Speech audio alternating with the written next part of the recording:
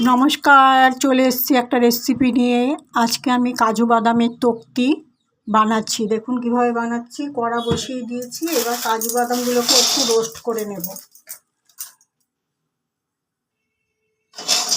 কাজু বাদামটা আমি রোস্ট করছি, আপনারাও এরকমভাবে করবেন।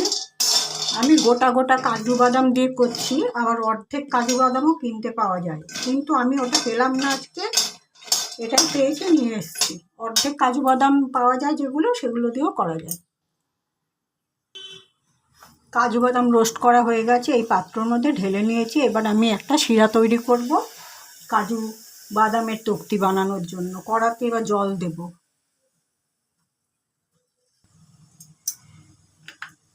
জলটা গরম হয়ে গেছে, এবার এই পরিমাণ চিনি দিয়ে দিচ্ছি। এটাকে শিরায় পরিণত করব।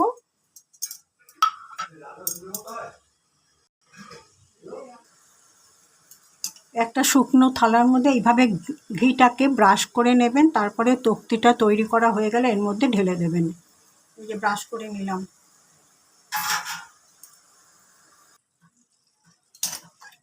চিনির পাকটা আমার হয়ে গেছে, এবার আমি কাজু বাদামগুলো মিশিয়ে দিচ্ছি।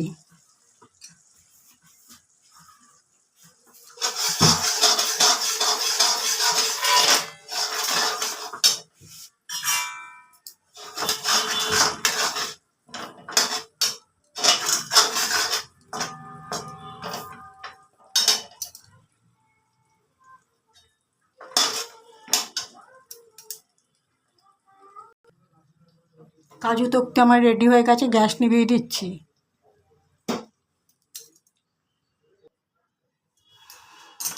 কাজু তৈরি করার পরে তক্তিটাকে আমি ওই বিষয়টা থালার মধ্যে ঘি ব্রাশ করে নিয়েছিলাম, তারপরে এরকমভাবে ঢেলে দিয়েছি। এরকমভাবে ছড়িয়ে দেবেন জিনিসটাকে। তারপরে ঠান্ডা হয়ে গেলে খুন্তি দিয়ে হোক বা চামচ দিয়ে হোক, এরকম নিচ থেকে এরম করবেন। এই যে তক্তিটা খুলে আসবে এরমভাবে। পুরো রেসিপিটা আমি শেয়ার করেছি। আমি আমার ভিডিও তাহলে আজ এখানে শেষ করছি। দেখা হবে পরবর্তী একটা ভিডিওতে, একটা নতুন রেসিপি নিয়ে আসবো। সবাই ভালো থাকবেন। নমস্কার।